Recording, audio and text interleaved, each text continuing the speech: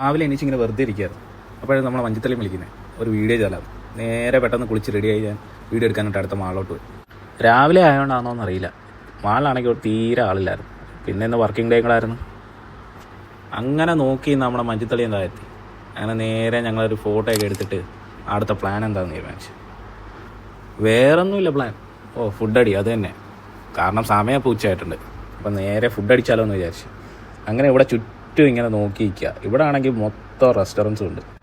അങ്ങനെ എല്ലാം നോക്കി നിന്നിട്ട് അപ്പം അതുപോലെ അവസാനം നമ്മുടെ ഫ്രൈഡ് ചിക്കൻ മേടിച്ച്, പൊരിച്ച കോഴി, നമ്മുടെ KFC. നമ്മുടെ നാട്ടിൽ ഇവിടുത്തെയൊക്കെ വ്യത്യാസം ഉണ്ടെന്നൊക്കെ പറഞ്ഞിട്ടുണ്ട്. അപ്പോൾ ഇവിടെ വന്നിട്ട് ഞാൻ KFC ഇതിലായിട്ട് ട്രൈ ചെയ്തിട്ടില്ല, ചിക്കൻ മാത്രമേ ട്രൈ ചെയ്തിട്ടുള്ളൂ.